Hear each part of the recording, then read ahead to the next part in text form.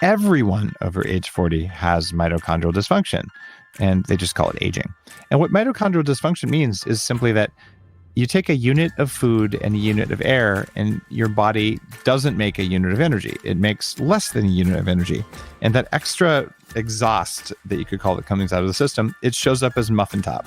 It shows up as sore joints. It can show up as all sorts of different things. If you can make those mitochondria work better, magic things happen.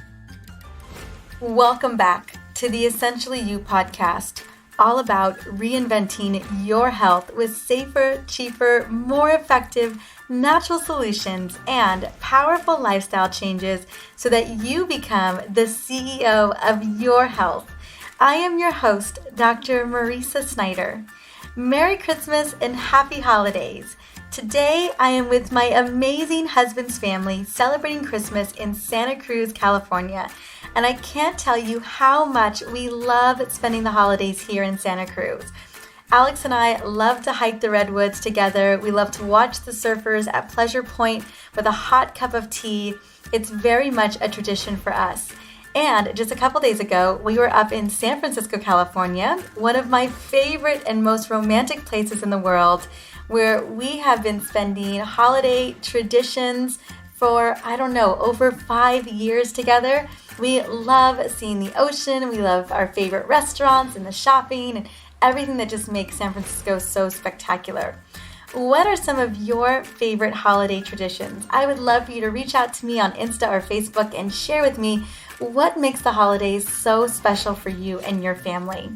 Now, on this gorgeous Christmas day, I have a very special guest who I consider a dear friend. Dave Asprey is a ninja when it comes to biohacking, and he has a new book out right now called Game Changers. And we are diving into a part of the book that addresses how to increase your energy, how to increase your happiness, and do it with gratitude.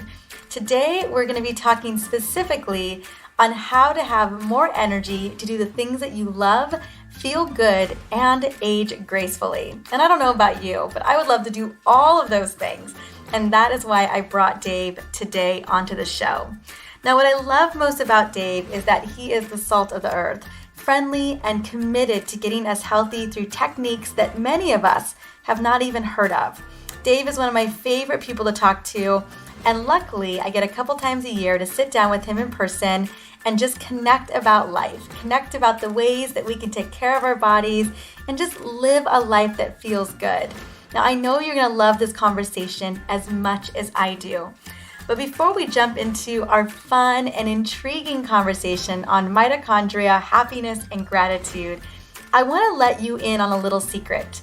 Starting January 1st, 2019, which is literally just a week away, we are going to be releasing 2 podcast episodes each week, and that's going to be on Tuesdays and Fridays.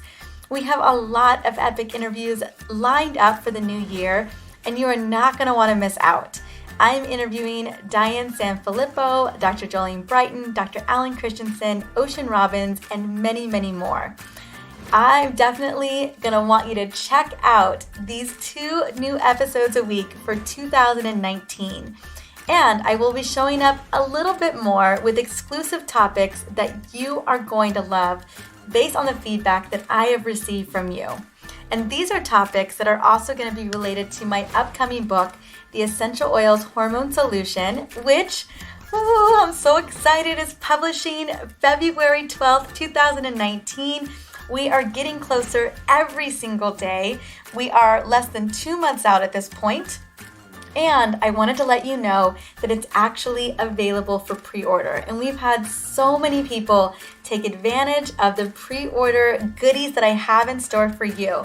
So if you go out and pre-order the copy of the Essential Oils Hormone Solution, you're going to get instant access to over $300 in bonuses, including my self-care video series, my hormone masterclass, my best hormone cheat sheets, and the top 5 interviews from the EO Hormone Summit. And I will definitely be having a link inside of the show notes, but if you want, you can simply go to drmarisa.com/hormonebook. And that's drmariza.com/hormonebook. I know you are going to love this book as much as I loved writing it for you over the last, 16 months or so. It's been quite some time. Now, as promised, you guys know I love to shout you out for reviewing and just sharing the Essentially You podcast with friends and family. And each week gets better and better. And I can't tell you how blessed I have been for having such incredible guests this fall, such as Dr. Pedram, Sherry Salata, Nat Krigundas, and today, Dave Asprey. I know you're going to love this interview. Now, I just want to take a moment and shout out a couple of listeners. Thank you, Dr. Sandy and Sharon, for reviewing the podcast on iTunes. Sharon wrote, Dr. Marisa is amazing, down to earth, real, and honest. Well, I just want to say thank you so much, Sharon. That review means so much. 100% of the time, I promise that I am real and honest with you. Now, if you are listening, I would love to shout you out too.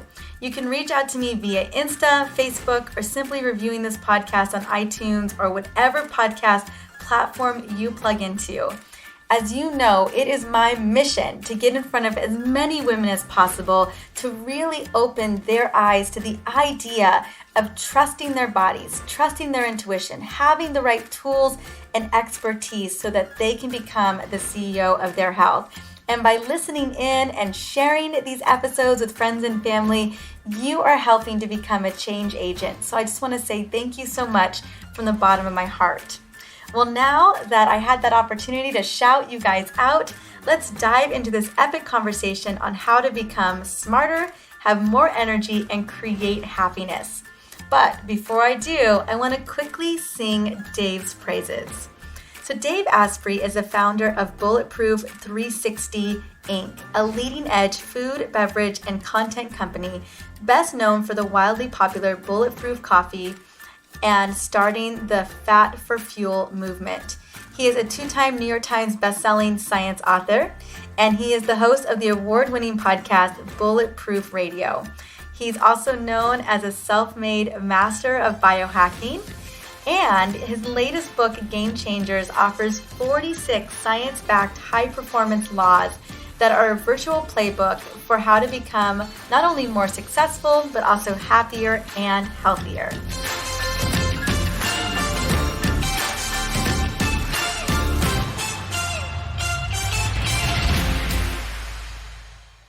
Welcome to the Essentially You podcast, Dave Asprey. How are you doing tonight?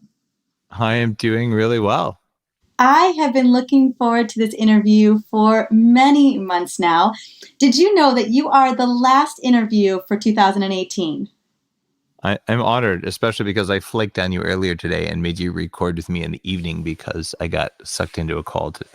I was so ready. I was so hyped up for today. But now that we're in the evening, I'm just more relaxed and chill. It feels like when we're hanging out normally, opposed to during the day and I'm all kind of in business mode. So I really actually like this. This worked out for me and I'm really grateful that it worked out for you too. Perfect. Well, today we're going to be talking about your book, which, by the way, we are loving. I'm in part 3 of the book, and I do want to get into part 3 in just a little bit. But a big part of what I know we're going to be discussing, something that we have discussed many times, and that is how having more energy can really allow us to do the things we want and to live the life that we want. And I think this has really been your motto for many years. Wouldn't you agree? Absolutely. When you get right down to it, people say, oh, more energy. Oh, I'm tired. It's a lot more than that. It's that when you have enough real energy, the kind of energy that your body makes when it combines air and food, that kind of energy gives you the energy to run a mile or take a breath, but also to feel a feeling, to go on a date, to not yell at your kids when they're acting really dumb or whatever it is. Like, it's the energy to do everything that you want to do and to be everything that you are. It's that kind of energy that I'm talking about. And I actually hit the New York Times science bestseller list for my last book on how do you get more energy in the brain. But now I wanted to know, all right, I've lost 100 pounds. I got rid of the diseases of aging that hit me in my 20s. And I'm healthier and younger now at 46 than I was at 26 in every measure I can find. But now that I've got some extra energy, what am I going to do with it? So I interviewed 450, I call them game changers. These are men and women who've done really powerful, impactful things in their life. And my assumption is that everyone listening to this, one of your core drivers is you'd like to be good at what you do. And if what you do is, I'm going to make dinner tonight, like you'd rather do a good job than a bad job. Or I'm going to go to work and you'd rather show up and do a good job than do a bad job, because it actually feels bad to do a sucky job. Unless you're really mad at someone and maybe you're doing it to get Maybe even. you're doing it on purpose. Totally. Unless that's you, and then you got some forgiveness work to do. Then it's a core drive, but it's a core drive that comes after these other drives, like, don't die and don't starve to death and, things like that. So what I found from interviewing more than 450 people who've done really big things like Nobel Prize winners and people who've written big books and just had a noticeable effect on the world. What did they care about? What did they have in common when they wanted to be good at everything that they did as humans? And came up with 3 big buckets that I think apply to everyone that also are driven by the things that keep us young. And can you tell us a little bit about that first bucket? And it's all about being smarter. Is that correct? Yeah.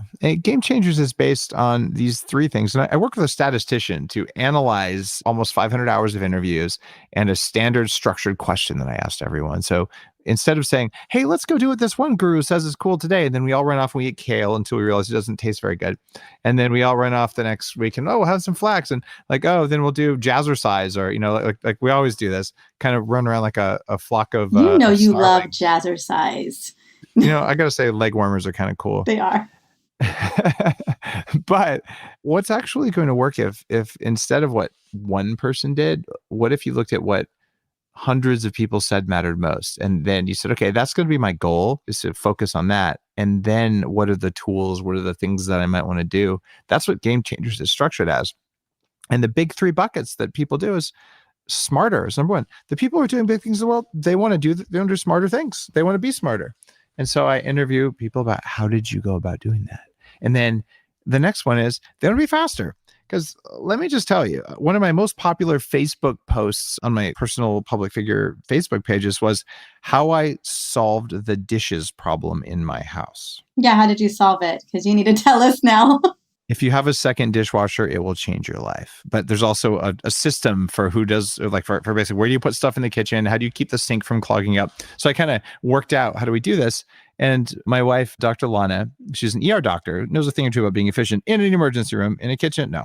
So I did like a little study and said, okay, we're backing up because the sink is full of dishes, so then no one can wash their hands and you can't wash anything. And then it's suddenly, we have 2 hours worth of digging yourself out. So we figured out you never clog the sink with dishes. You put dirty dishes next to the sink. And since you have an extra dishwasher that costs around $500 to get put in, and it saves you hundreds of hours a year, because whenever you have a dirty dish, there's always an open dishwasher to put it in. So you never set a dish on the counter. And oh my God, our house is so much more organized. She spends less time. I spend less time. The kids spend less time. Everybody's happier. And this is one of those things, did we make our day faster? Or do we have more time to do something meaningful together? We do. And so the people who are changing the world, they're doing the same stuff. They're doing things to be faster. But the number one thing that stood out to me after all these interviews, these are people who learned how to be happy. They did not do successful things that made them happy. They learned how to be happy because happiness is a lubricant for doing the things that matter to you. And so it was turning that equation on the head. When I do this, when I have this, I'll be happy. And then to look at what people like Arianna Huffington or Esther Perel, who's one of the leading relationship experts on things like sex and relationships, and to interview them and find what do they care about, and then to find not just what one person says, but what do we agree on, what do we disagree on. That was a 5,000 to 8,000 hours of work to do that, almost a whole year of work. But for me, to be a better husband, a better father, a better entrepreneur, a better New York Times author and podcaster, and what all the other stuff that I'm working on, Bulletproof CEO, I thought it mattered. I don't want to waste 1 ounce of the precious energy that I have now, because in my 20s, I had chronic fatigue syndrome and fibromyalgia and brain fog and arthritis and high risk of stroke and heart attack. And seriously, it sucks to have all those things. I'm not going back that way. And so I'm going to stay young, and I'm going to be smarter, faster, and happier. And I'm going to be more like that every day, forever. And I love that. And most importantly, what I loved was the chapter that I'm really stuck on. And maybe because I've, over the years, you're right, you're being driven. These other drivers are coming into play. Maybe it's accomplishment, maybe it's worthiness or whatever it may be. But then you look back at all the things that you've accomplished, and you're right, so often people weren't happy. And I know that there were many years where you were really working towards goals that weren't leading you towards happiness in particular. So when you were kind of on this quest for happiness as well, I know that probably happened before this book, but could you tell me a little bit about that journey? Because I feel like so often, I know we do have core drivers and we're supposed to survive and we need to eat and we need to procreate because we need to pass on those genes. But ultimately, I think we inherently all want to be happy. We do want to be happy. So there's probably two answers to your question. I'm going to tell you what happened in my life, and I'm going to tell you why it happened and tie it back to basic biology. And the good news at the end of this, you're going to find out why it's not really you doing all the bad things that you do, but you'll also find out why you're still responsible for it. So a little bit of a story, but totally worth your time. 26, I had weighed as much as 300 pounds, and I made $6 million at the company that held Google's first server. I was a co-founder of a little part of that company that grew to be a big part of the company, and things were amazing. Except that I was working my ass off all the time, and I was tired, exhausted, dealing with all these autoimmune issues and anxiety and chronic fatigue. And I had the accelerator pressed all the way to the floor, and I was going slower, not faster, and felt like I was sort of panicking about that. And I looked at a friend who'd also made stupid amounts of money, and I said, you know what? I'll be happy when I have $10 million. Now, I lost my $6 million about 2 years after that when the dot-com crash, company went bankrupt and all. But I can tell you, having tried it in my 20s, money does not make you happy. I was still unhappy. And it turns out in Game Changers, I talk about exactly how much money buys happiness. And above that, another dollar does not buy happiness. It just buys a little convenience. And I know lots of very wealthy people who are profoundly unhappy. And the ones who are game changers are the ones who, yeah, they're wealthy as a side effect of doing the work that matters, and they're happy about it. And it's a very different mindset. And it's very inspiring to meet people like Naveen Jain and people who've really done that. So you say, what the heck was going on with me? Why would I have such crazy beliefs in my head? Well, it turns out that when you look at what your body's made out of, we like to think we're a collection of cells. And that's a bit of a lie, because inside each cell, for most cells in the body, there's anywhere from hundreds to 15,000 ancient bacteria embedded in our system that we actually think of as part of our biology. And it's an integral part of our biology. In fact, every living thing on Earth has these ancient bacteria embedded, and we call them mitochondria. If you remember 7th grade biology, we say these are ancient bacteria that we harness to be our power plants. Now, the other alternate narrative is that there were some cells floating around, and they were us, and these ancient bacteria decided that they would invade the cell, take over, and run things. That's actually what happened. So today, there's way more of these ancient bacteria, the mitochondria, inside your body than there are cells in your body. There's more of them than there are bacteria in your gut, if you've heard that there's a lot of those. And with these little bacteria, they respond to the environment way before you can even pay attention to anything. They're instantaneously responding. And they only care about 3 things: that every species on Earth follows this basic set of rules. And they are in this order. Number 1, run away from, kill, or hide from anything scary. And that's easy, because if you're a bacteria or a mouse, if you don't do that, you will die and it's game over. So you must do that right now before you have a chance to think about it. The second thing you do, if you're not trying to avoid dying right now, is you eat everything. And you eat everything for the simple reason that, well, there might be a famine. Right? So if you ever wonder where the voice in your head that says eat the cookie, even when you just said no, where does that come from? It's the damn little bacteria running your body saying there might be a famine, eat the cookie, eat the cookie, eat the cookie. And just like when your 2-year-old tells you the same thing 1,000 times, eventually you're probably going to give in. You're going to give in when there's a quadrillion bacteria yelling at you in your head, telling you to eat the cookie, unless you can find a way to shut them up, which is a big part of my work. And the third thing that you're going to do if you're a bacteria after you've not died, after you've not starved, is have a lot of sex. Because, well, if the species doesn't reproduce in just 1 generation, it's game over, right? So these are our core things, but here's the deal. Those are not you. You are not your mitochondria. They have their own set of goals, and you have your own set of goals that are different. they're highly useful. They're not going to go away, and they're a part of you, but they're a source of a lot of the negative emotions, the voice in your head. It's an emergent thing that happens when a quadrillion bacteria gang up to tell you things that aren't true to make sure that you stay alive, because they know that failure might be painful. They'll tell you to avoid situations where you might fail because you might die. And the reason you might die is really easy. If you're a dumb bacteria, well, you might die if you fail, because if you fail, no one will love you. If no one loves you, no one will feed you or protect you. Then you'll die because a tiger will eat you. Okay, they're stupid bacteria. We know this isn't true, but they act as if it's true, and they cause feelings as if it's true. So then you sit there and you feel anxiety when you walk into the room and someone might criticize you, or you might feel unloved or ignored or whatever the trigger is. Well, these dumb little bacteria, they're the ones causing those emotions. They're the ones doing this, and you can reduce the stress on them, or you can make them work better. And when you do that, you have less anxiety, you have less aging, you have less emotional swings, you feel happier, and you have enough energy to get things done. And in case it seems bleak and terrible, Marissa, there's one more F word. So we had fear, feed, well, you guessed the other F word. There's one more after that. And if you've ever seen yogurt or kombucha, these ways that bacteria work together, they form a community, they specialize, they help each other, the friend word. We have that too. And that is our core nature. It actually feels really good. And there's data in Game Changers, like where I talk to people about this. I talk to scientists about this. The science of oxytocin from Dr. Love, a guy named Paul Zak, who studied oxytocin, put it on the map.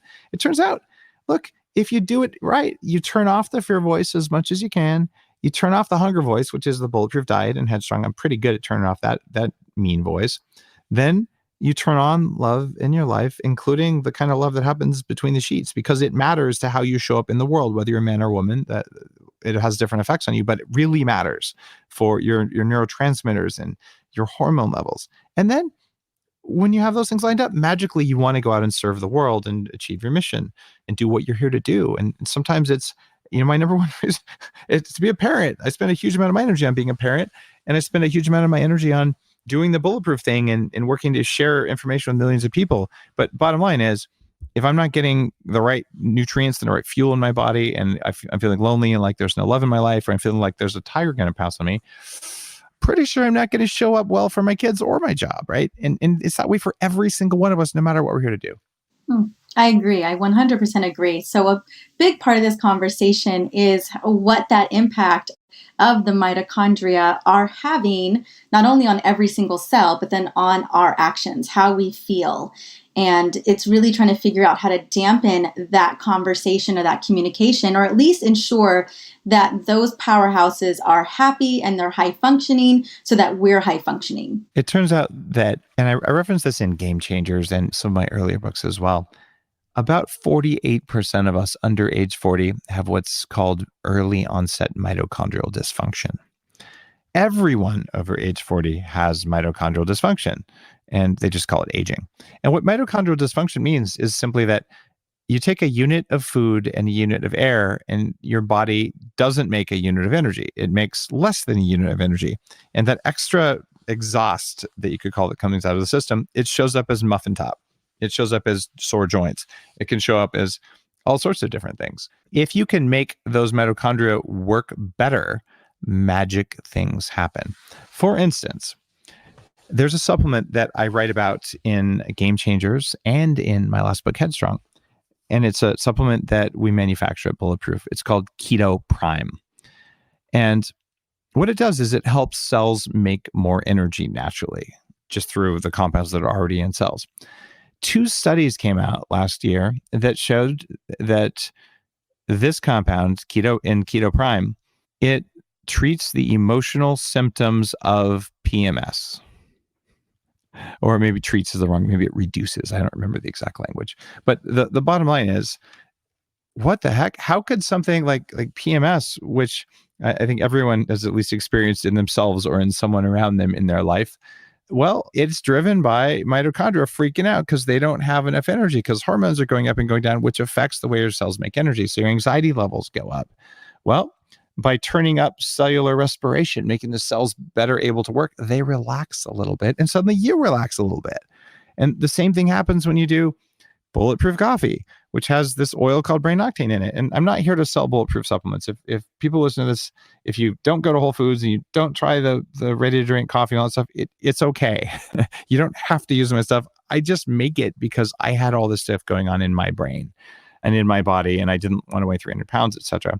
These are things that turning on energy directly affects your brain, directly affects anxiety levels, directly affects how quickly you age, and it affects whether or not you're going to yell at your spouse. It just does. And oh my God, that's amazing. Because when you turn off those things, do you have enough left at the end of the day to practice self-care, to go to the yoga class you're going to skip, to meditate, to journal, to do something other than just sort of sit there and, eat Cheetos and watch your favorite TV show? Yes, I love that. So you love Cheetos? I knew it. Oh man, secret obsession. No, I can't stand Cheetos. Just the coloring alone kind of freaks me out.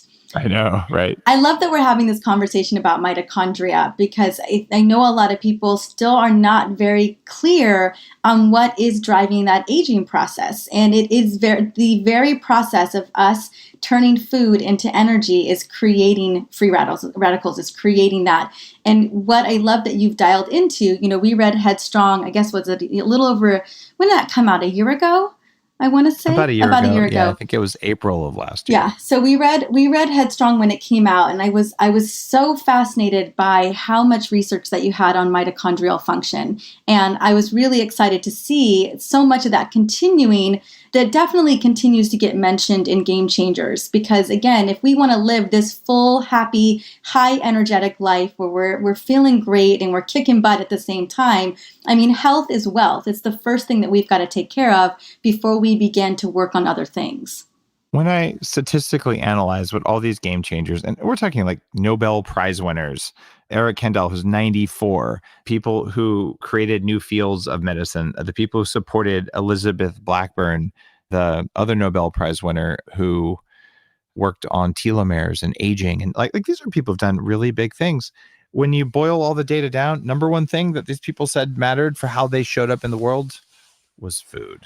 Because they all figured out if you eat garbage, you feel like garbage, and then you won't focus, you won't concentrate, you won't. You mean Cheetos? Calm.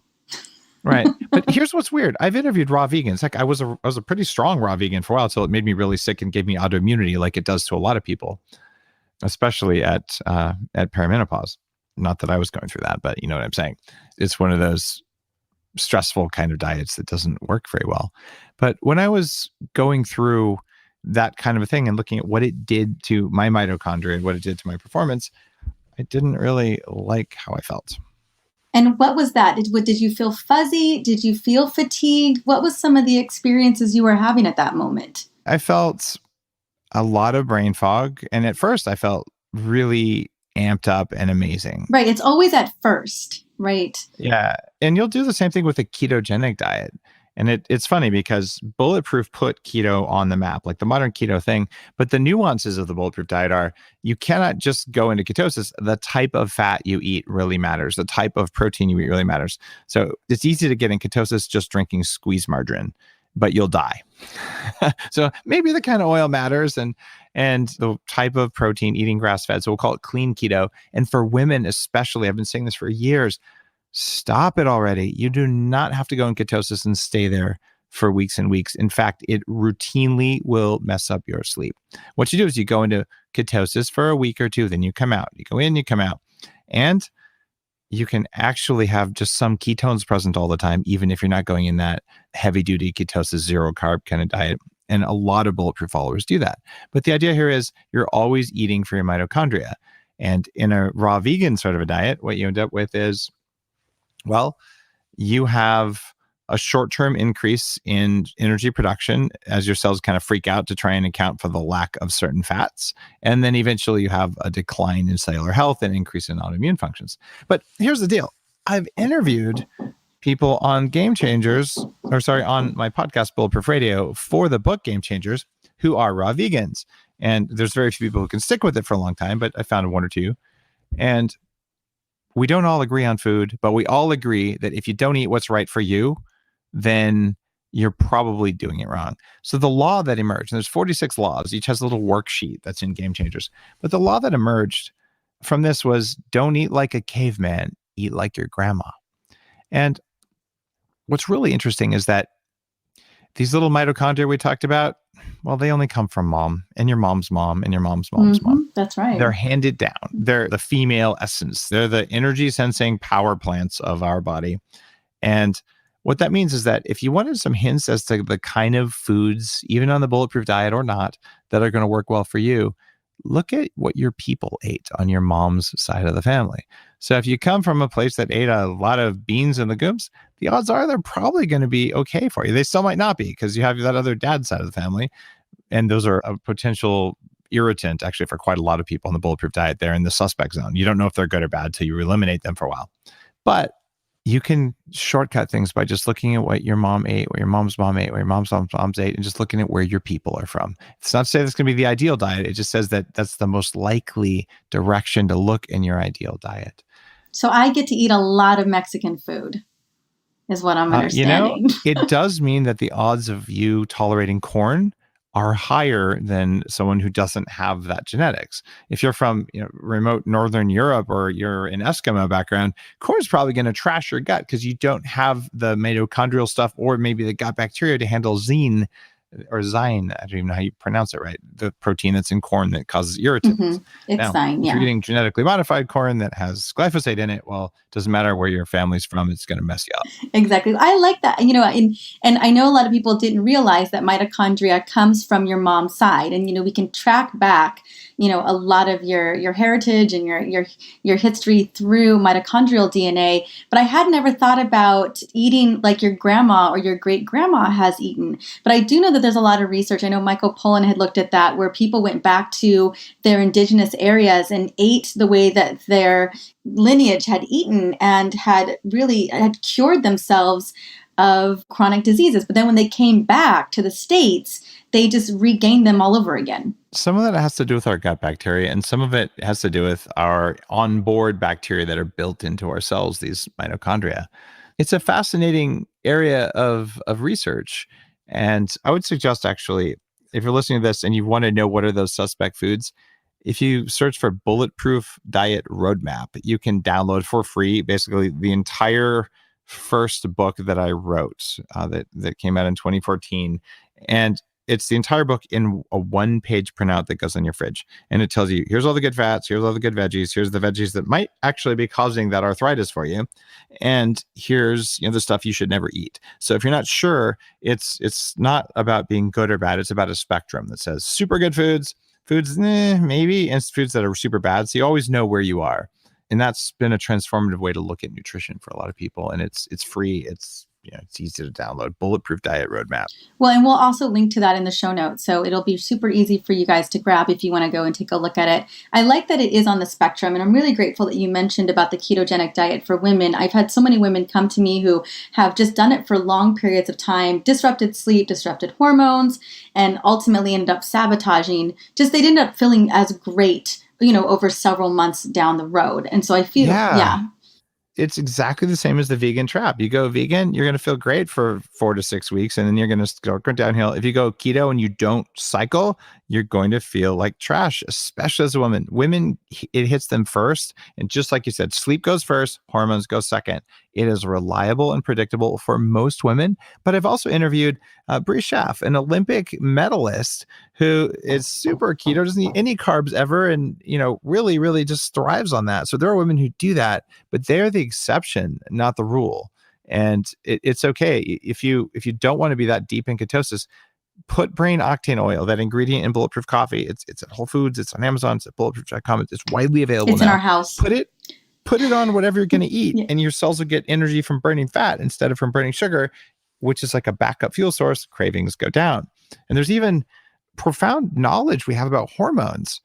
And there's this hormone called ghrelin, which makes you really get cravings. It's the hunger hormone. And there's another one called CCK, which sounds like it's Calvin Klein's hormone, but it's not. And that one makes you feel full. And guess what controls levels of both of those? Low amounts of ketones. So if you eat brain octane on your salad, on your rice, on your taco, on your mashed potatoes, it doesn't really matter. You could pour it on a donut, but please don't. Don't do It's that. just not nice. Yeah. It'll go in, it'll metabolize, it'll turn to ketones, and it'll change the levels of those hormones when your ketones go up. We love it on sushi, which is, I know, is a thing that you love as well. We definitely have that in common. We have our little packets. We take them when we have sushi. I mean, we put it on a lot of things and we travel with it. But we, especially, after seeing you on Insta doing that, I was like, oh my gosh, we're going to do that. So thanks for the tip there. And do you feel a difference? I mean, yes, okay, we're friends and I'm on your show and all that stuff. But just honestly for your listeners, and you can say no, when you put that stuff on your food, do you feel less hungry 2 hours later? Yeah, no, that's the ticket. What I'm always looking for is how can I feel fuller longer and know that I've got energy longer. And that's the big reason why we've incorporated it. I'm a big proponent of I'm not a snacker. I'm not trying to snack all day. I don't think that benefits. I think that creates a lot more free radicals and exhaust in the system if you're constantly working your digestive system and those mitochondria in every single cell of the body. So ideally, we try to take, at least 6 hours between meals. So the brain octane, the healthy fats, the proteins, all of those clean elements are a big part of our diet. I love that you're doing that. And I've gone from 300 pounds to 9.6% body fat. My wife, Lana, eats the Bulletproof diet and follows the principles in Game Changers, most of which are not food. It's not a food book. It's a lifestyle. It's 1/3 about your heart and happiness and relationships and community and things like that. But we follow this food stuff that's also there. And in Las Vegas, where we were last week for the American Academy of Anti-Aging Medicine, I was giving a talk there. We got to see each other there. Lana was wearing the same pants she met when I met her, except they're a little bit loose. So here she's 51. 2 kids. And same pants. Mm-hmm. I knew we were pointing that out. I want to do a quick pivot because one of the things that I found most fascinating, I find happiness fascinating. I think I find happiness fascinating because I know so many people, Dave, and you know this too, people struggle with this part. And I was reading the book last night as I was getting ready for the interview, and I was really anticipating skimming big chunks of the book so I could take notes and make sure that I was ready. But then I got to part 3 and I got to happiness, and then I got to use your gratitude to rewire your brain. And I got sucked into the vortex. Can we talk a little bit about some of those tools that you talk about when it comes to gratitude, and how can we leverage gratitude to not only rewire the brain, but to create happiness in our life? Well, gratitude's a very interesting thing in that it's not just saying thank you. It's actually an emotion. It's a feeling, but it's a feeling that you can turn on. And I run a neuroscience, neurofeedback facility that's based in Seattle, Washington. It's called 40 Years of Zen. And a couple hundred, usually senior executives or game-changing kind of people come through. It's 5 days, very intensive program where you have a computer and a lie detector that's measuring your brainwaves and helping you with facilitators figure out when you're lying to yourself. And it's very hard to get away from that. So it allows you to go back and let go of patterns, basically turn off a lot of that voice in your head. And what we found there and what's baked into the program is this simple idea that comes from Eastern philosophy. It is that gratitude is the doorway to forgiveness. And forgiveness is not about telling someone that you forgive them. They don't have to know it. Forgiveness is just you stopping carrying someone else's baggage. So if you're holding a grudge, you're holding anger at your spouse or that person who cut you off in traffic or your boss or whatever, it doesn't really matter. It costs you. It doesn't cost them. They probably even know you feel it. It's just a burden you're carrying that takes you away from your game. It takes you away from what matters. So you're not going to let go. You're not going to forgive. You're not going to drop it until you find something to be grateful for, no matter how big the offense was. It can be something very small and tiny that you're grateful for. But in Game Changers, I write about, okay, here's how you actually use forgiveness. And one of the most powerful things it does, it lets you drop that heavy burden that you're carrying that doesn't do anything to help you. And I've practiced gratitude every night. I do it with my kids and I do it myself. And it really changes everything. And it's also something that a lot of the people who've come on Bulletproof Radio, a lot of the Game Changers have done. Are there very specific things that you like to do with your kids every night? Is it journaling? Is it meditation? Is it just saying what they're grateful for? Is it tapping into that feeling? What are the ways that you guys like to do that together as a family? One of the things we do every night, my kids are still pretty young, but we've done this for their whole life, is we do 3 things you're grateful for. And sometimes you hear profound stuff. Like the other night, it was, I'm grateful we had steak for dinner. And like, okay, great. And then I'm grateful for the Big Bang, because without that, there wouldn't be anything. So sometimes you see that childlike wonder come out. But then I tell the kids, all right, tell me a win. And a win is something that you worked hard on that you got. And they're like, oh, yeah, good job. But the big one there is, I say, tell me something you failed at today. And they go, okay. And then they think about it. And then the definition of a fail is something that you worked hard on that you didn't get. Something you wanted, you tried to do it, you didn't get it. And a lot of days they say, I didn't have one. And then I just look at them and I say, oh, that's too bad. Maybe tomorrow can be a better day. Because if you don't do something so hard that you don't know how to do it, then you're not learning, you're not stretching yourself. And the idea is to reframe failure so that they understand, of course I failed, like, duh, I was getting better. And man, if someone had done that for you, what a difference it would be. Because now those dumb mitochondrial networks that think failure means no one will love you, which means no one will feed you, which means you'll die, that pattern doesn't get turned on. And then very cool things happen. That's one of the big things I do with my kids. Okay, so the last thing I wanted to ask you, if you had to pick one big lesson, Dave, from interviewing everyone for Game Changers, what would that have been for you? What was like your big aha? Having conducted, there's 500 episodes of Bulletproof Radio, there's now 100 million downloads of the show. Boiling all that down, it's thousands and thousands and thousands of hours. It's hard for me to say one of those things stands out more than the others, because I got the opportunity by writing the book Game Changers just to build them all into my brain, into my head, so that I understand, why and how and all this. But I suppose it might be the stuff around community, where you realize how powerful having a community that you choose is versus just sort of being present in whatever community is around you. And this is something we have the incredible luxury to do as people now, where 50 years ago, well, it's your neighborhood, that's your community, and you're stuck. And now we can actually choose different communities. And that's what the people who are changing the world do. They surround themselves with people who care about their mission and care about big things. And it supports them in ways that are hard to imagine. But much like that cheese or yogurt or kombucha, they work together to help make the final thing stronger. And I think that when we choose our community properly, that came out as something that these people did very consciously. I love that. I think that's such a great thing. And I think community is so important. So thank you so much for sharing that last piece. Guys, go and grab Game Changers. It is available everywhere. It's available on Amazon, whatever you got to do to get your hands on it. I know you're going to love it. It's such a dial of information regarding all of these incredible experts and just people who are looking to not only improve their lives, but improve yours. Dave, honey, thank you so much for coming on and sharing your wisdom. I really, really am grateful that you shared with us this incredible book. So happy to have written Game Changers, had the opportunity to interview all these amazing people, and most importantly, boil it down so it takes you 4 hours instead of 500 hours of interviewing people. So you can get the, because get you the got to do that. And take it home and go do it. I hear that. Well, thanks so much, Dave. Have a good night. Have a good night.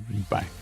That conversation was an amazing roller coaster ride. We jumped from mitochondrial function and the role that they play in our cells, to ketogenic cycling, to eating, to how to eat like our great-grandmothers based on our bacteria and our genes, and then how to create happiness and forgiveness with gratitude. Now, Dave made some great points about how you can improve your body, whether you want to get smarter, happier, or faster at what you do in life. Now, Dave's new book, Game Changers, is the culmination of Dave's quest to figure out how to up-level your body. And he does it in a very artful and science-based manner.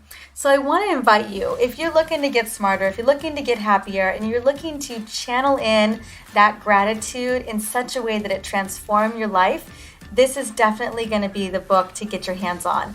I know that Alex and I have been really enjoying it. I especially, as I told Dave inside of the interview, that I've been enjoying part 3, which is all about how to create more happiness into your life. I think that's such an important aspect. So I do want you to go out, grab the book. If that is something of interest to you, I know it's definitely of interest to me. And then I just want to say thank you so much for stopping by and listening in to the Essentially You podcast. The next episode, which is going down on January 1st, 2019, just a week away, I am jumping back on to cover one of the hottest topics related to hormones, and that is the number one precursor to hormone chaos and how to get your body back on track.